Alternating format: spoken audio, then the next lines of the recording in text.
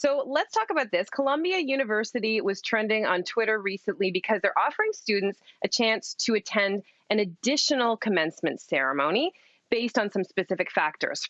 For example, their race, their income level, or other identifying factors. For instance, there could be one held for an LGBTQ plus community, or for students from lower income backgrounds. So, what do we think of this idea? I love this idea. I am really, I'm so impressed that Columbia has thought of this. I went to Columbia myself. I'm not bragging. I didn't graduate. I have 170 credits, all electives.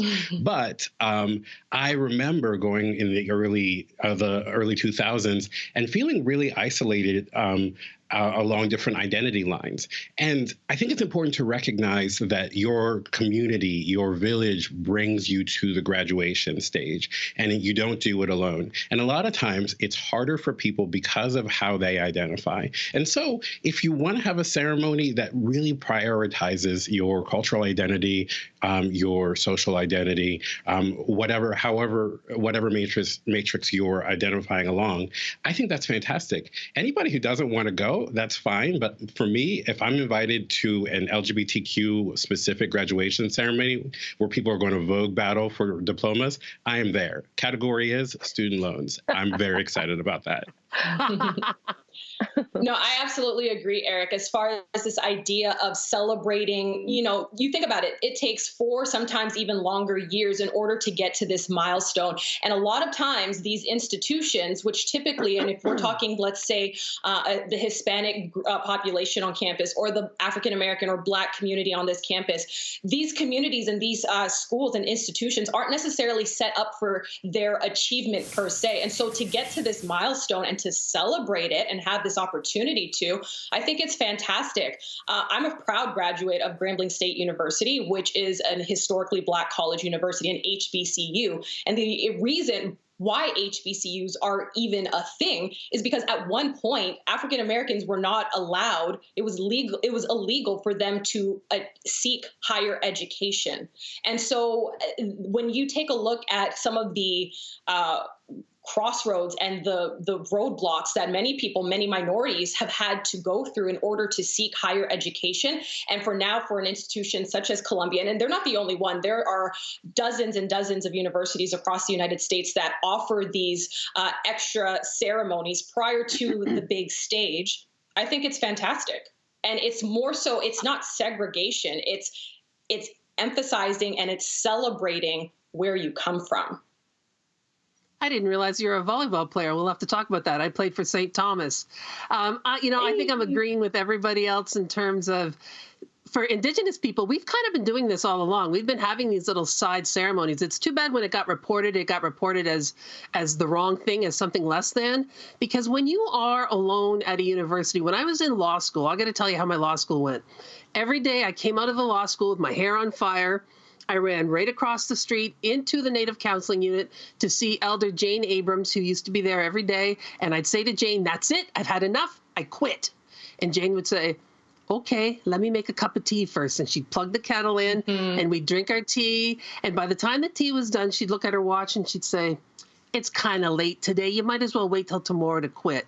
And I'd say, "Okay, but tomorrow I'm doing it." And I did that every day for 3 years until I graduated as a valedictorian of the class of 1999. So, of course, after my regular ceremony, I would want to go to the Native Counseling Unit and share that moment with Jane, who I feel like she should get half my degree anyway. So it's just a beautiful opportunity also for parents. My parents were really nervous that they were going to say the wrong thing. They didn't have the right clothing, all of that. Well, when they go to an actual Indigenous ceremony, they're not having any of those worries. They know that they're with their own people. So I'm just really happy that Columbia is doing this. I love you shared that story. It's kind of a Scheherazade story, like an educated Scheherazade. Anyway, I think this is also one of those examples of, like Eric said, of it being a non-controversy. This was trending on Twitter because I think people turned this story into something political, like, "Ooh, look at, we're dividing people up again. Isn't this segregation?" And it's like, let people just do what they want to do. I will say that for me, graduation, it was kind of like schmaduation. I did not care about graduating from university. I was, I don't know, 22, 23 years old.